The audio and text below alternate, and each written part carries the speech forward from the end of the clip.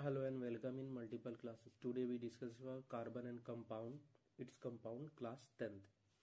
इसमें हम आपको बताएंगे कार्बन क्या है और उसके वो कैसे अपने कंपाउंड बनाता है। बेटा कार्बन क्या है? कार्बन हमारा एटॉमिक नंबर है जो पीरियोडिक टेबल में एटॉमिक नंबर 6 में आता है।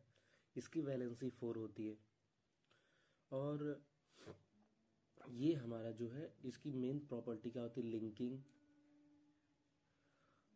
और कैटिनेशन। लिंकिंग मतलब वो एक से दूसरा, और इसमें मल्टीपल बॉन्डिंग की कैरेक्टर होता है। सिंगल बॉन्ड, डबल बॉन्ड और ट्रिपल बॉन्ड बनाता है। और ये डिसाइड कैसे होता है कि अगर ये इसका 6 इलेक्ट्रॉन है तो इसकी वैलेंसी 4 कैसे होगी। तो हमने ऑक्टेट रूल पढ़ा है कि ऑक्टेट रूल में क्या होता है कि सभी एटम है वो अपने आउटर मोस्ट शेल में 8 इलेक्ट्रॉन कंप्लीट करना चाहते हैं। अगर उनके आउटर मोस्ट शेल में 8 इलेक्ट्रॉन हो जाता है तो वो क्या हो जाते हैं? वैलेंस स्टेबल हो जाते हैं। इसमें इसीलिए ही इनर्ट गैसेस जो होती है उनको स्टेबल गैसेस कहा जाता है।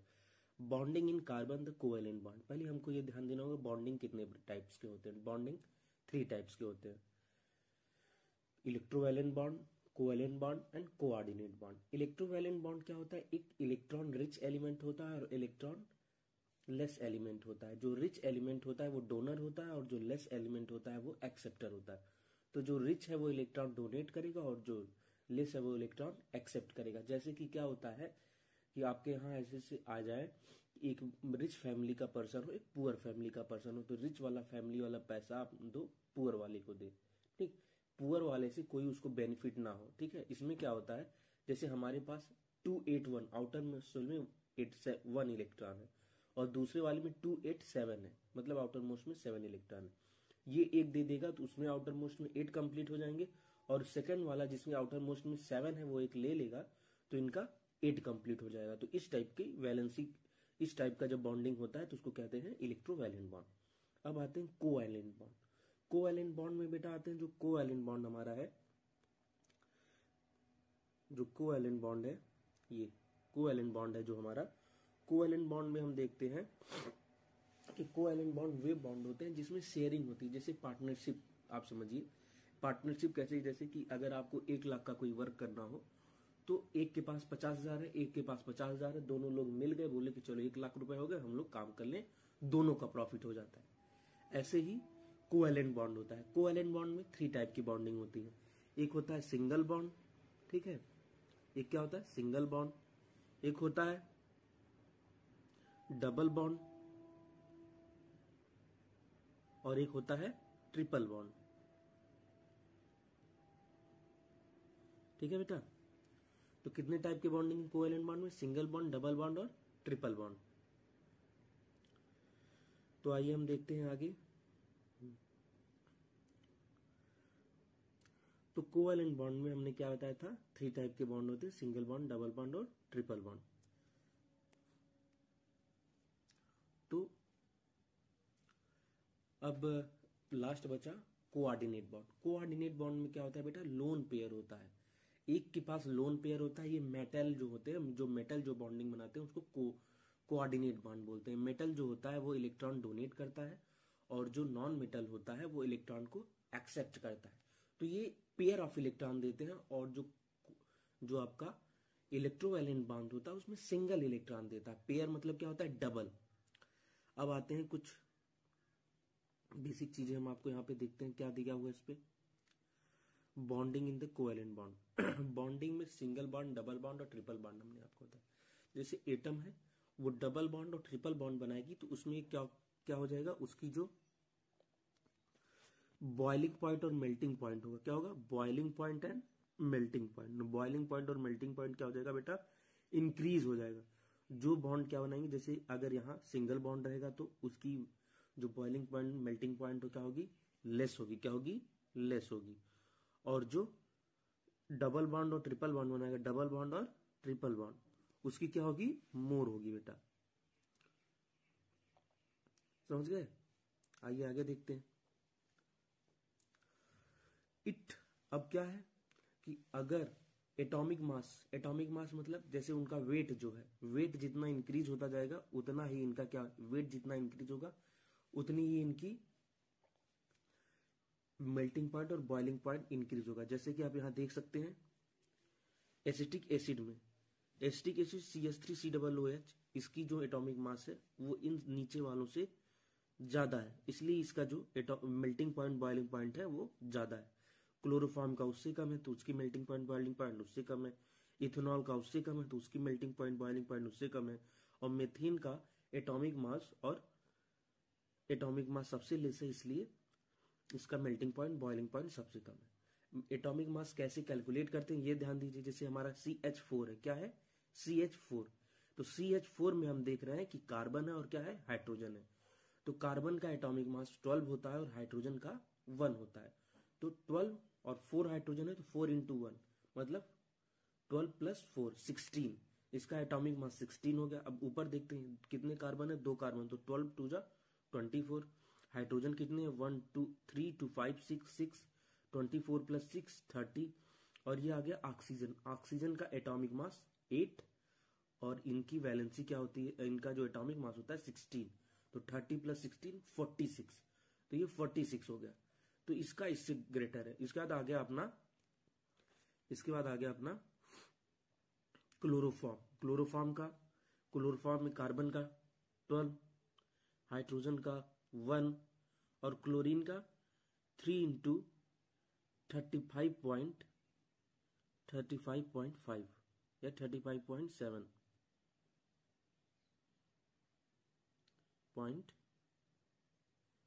35.7।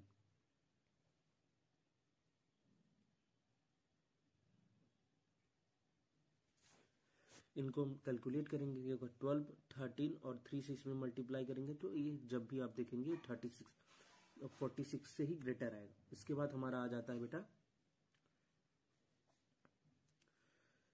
Acetic acid. किसका, एसिटिक एसिड का। एसिटिक एसिड का क्या है हमारा, एसिटिक एसिड CH3COOH, कार्बन का 12, हाइड्रोजन का 3 4, क्योंकि 4 हाइड्रोजन है, फिर कार्बन फिर एक है, तो 12 2 जा 24। ऑक्सीजन कितना है 30, 16 2 जा 32, ऐड करेंगे तो ये हमारा बेटा जो क्लोरोफॉर्म है उससे ज्यादा आएगा। आइए अब आगे देखते हैं क्या बोल रहा है इसमें। उसमें बाद ये बता रहा है कार्बन के बारे में। कार्बन के बारे में क्या बता रहा है, it has 4 electron in outer most shell. क्या है, 4 electron in outer most shell, ठीक है। एंड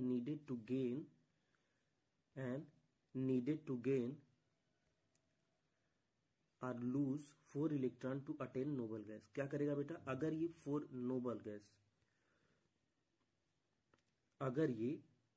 4 इलेक्ट्रॉन ले तो नोबल गैस कॉन्फ़िगरेशन गेन कर लेगा, या 4 इलेक्ट्रॉन लूज कर दे तो नोबल गैस कॉन्फ़िगरेशन को गेन कर लेगा, ठीक है। आइए आगे देखते हैं। If it gain or lose, अब ये क्या है, इट कुड गेन 4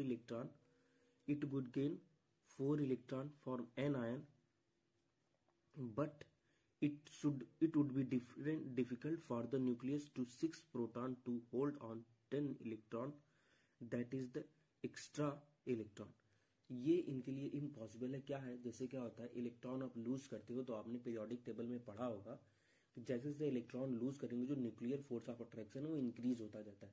तो जब आप एक लूज करेंगे थोड़ा सा इंक्रीज होगा, 2 लूज करेंगे तो और ज्यादा, लेकिन जब आप तीसरे और चौथे की तरफ जाएंगे तो आपका इलेक्ट्रिकल फोर्स इतना ज्यादा हो जाएगा कि आप उसको रिलीज ही नहीं कर पाएंगे। तो ये इम्पॉसिबल है कि वो चारों के चारों इलेक्ट्रॉन इनके सेल से निकाल दिए जाए। तो हमको क्या चाहिए, चारों के चारों सेल, चारों इलेक्ट्रॉन हमको तब हम गेन करेंगे, हम लूज नहीं कर पाएंगे। तो जो एन आयन है ये बनाना इम्पॉसिबल है इन कंपेरिजन टू कैटायन। आइए आगे देखते हैं। 4 electron forming anion but it is difficult, ये इजी है बेटा। It would be difficult to nucleus to 6 electron hold on 10 electron, that is four extra electron. It could lose 4 electron cation but it would require a large amount of energy to remove electron leaving behind the carbon cation 6 proton its nuclear holding on just 2 electron। अब आ जाते हैं, हमने क्या बताया था, sharing covalent bond में हमने आपको बताया था 3 टाइप की bonding, single bond, double bond और ट्रिपल बॉन्ड। तो ये जो हाइड्रोजन बॉन्डिंग कर रहा है ये क्या है, सिंगल बॉन्ड। ऑक्सीजन बॉन्ड कर रहा है, देखो यार 2 इलेक्ट्रॉन की शेयरिंग है तो ये डबल बॉन्ड। ये नाइट्रोजन जो हमारा शेयर कर रहा है ये क्या है, ट्रिपल बॉन्ड। तो ये सिंगल बॉन्ड हो गया, ये डबल बॉन्ड हो गया, और ये क्या हो गया, ट्रिपल बॉन्ड। क्या हो गया, ट्रिपल बॉन्ड। आइए आगे देखते हैं।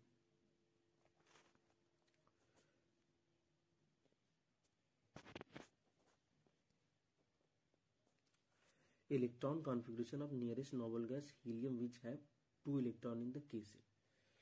अब हमको देखना होता है कि जो जिस पीरियड में कोई एटम होता है उसके नोबल गैस के आउटर मोस्ट शेल में कितने इलेक्ट्रॉन है। तो उसके नोबल गैस के आउटर मोस्ट शेल में जितने इलेक्ट्रॉन होंगे उस पीरियड के एटम को नोबल होने के लिए या इनर्ट होने के लिए उतने ही एटम आउटर मोस्ट शेल में चाहिए। तो जो हमारा हाइड्रोजन है, हाइड्रोजन के करिस्पॉन्डिंग क्या होता है हमारा, हाइड्रोजन के करिस्पॉन्डिंग हमारा क्या है, हीलियम। तो हीलियम क्या है, नोबल गैस। तो हीलियम के आउटर मोस्ट शेल में 2 इलेक्ट्रॉन है। और बेटा अगर आपने पीरियोडिक टेबल नहीं पढ़ा है तो हम आपको अगली क्लास में पीरियोडिक टेबल भी पढ़ा देंगे, ठीक है। तो the share of pair of electron should be considered of single bond between the 2 hydrogen atom. तो जो हाइड्रोजन है बेटा वो क्या बना रहा है, सिंगल बॉन्ड बना रहा है। क्या बना रहा है, सिंगल बॉन्ड।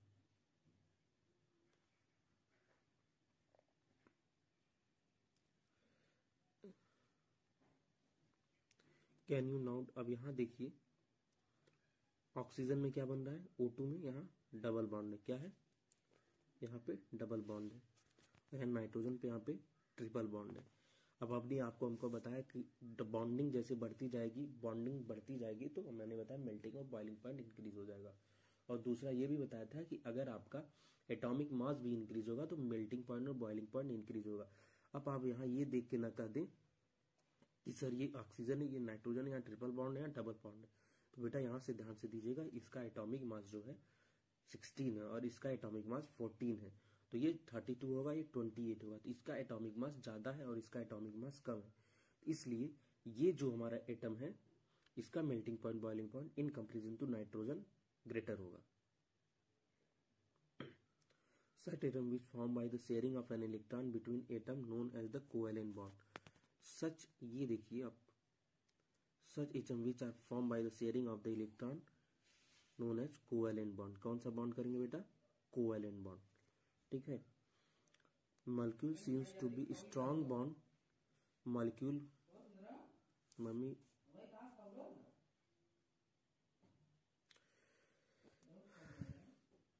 अब आते हैं हम allotropes of the carbon. Allotropes of the carbon, allotropes क्या होते हैं, एलोट्रॉप्स वे एटम होते हैं जिसे कार्बन के बने हुए होते हैं। मॉलिक्यूलर फार्मूला उनका सेम होता है लेकिन इनकी फिजिकल प्रॉपर्टी और केमिकल प्रॉपर्टी चेंज होती है।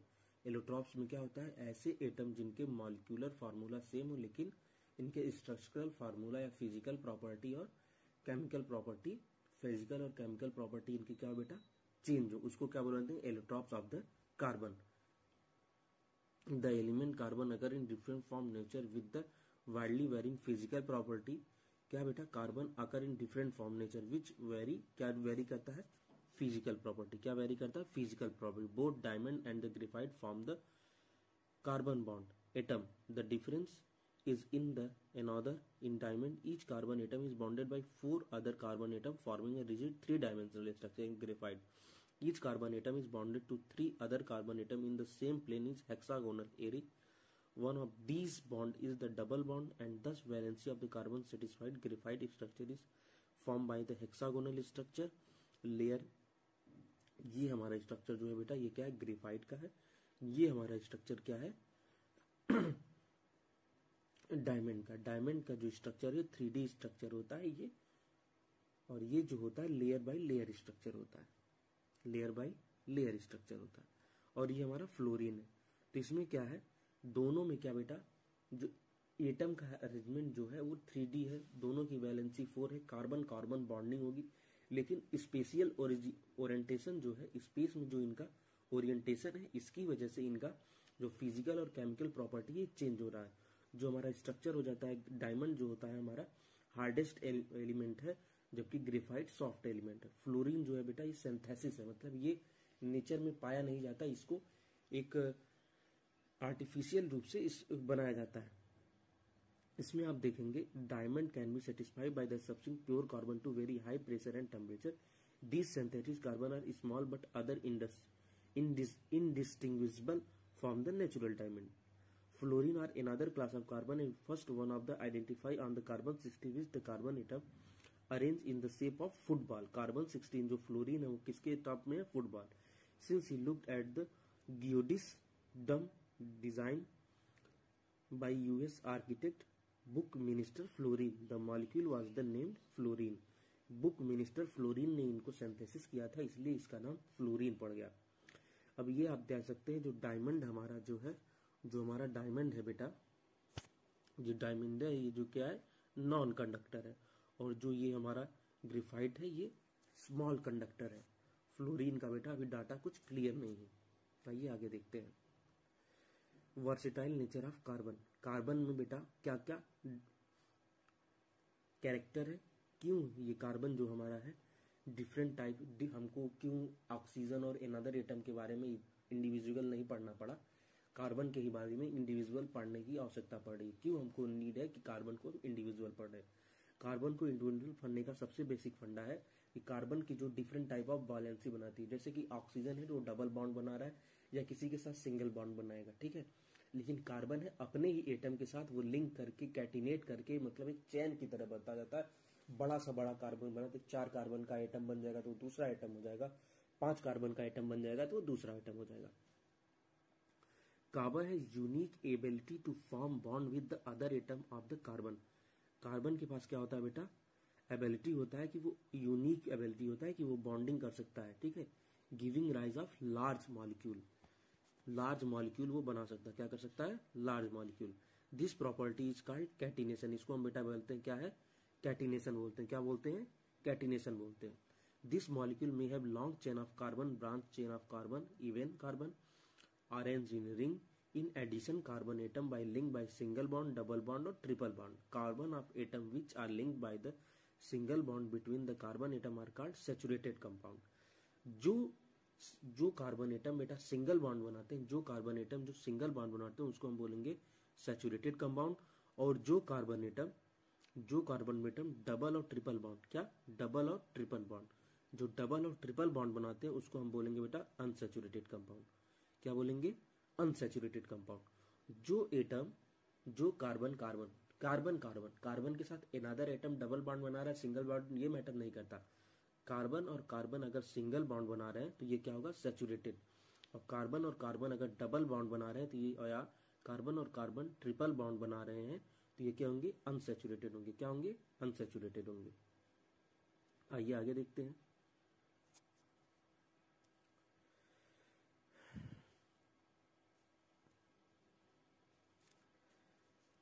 सिंस अब यहाँ क्या हो जाएगा? Silicon form compound with the hydrogen with the chain up to the 7 या 8 atom. But these compound are very reactive. This the carbon bond is very strong hence stable. जो catenation की प्रॉपर्टी सिलिकॉन में भी होती है. Catenation की property क्या होती है?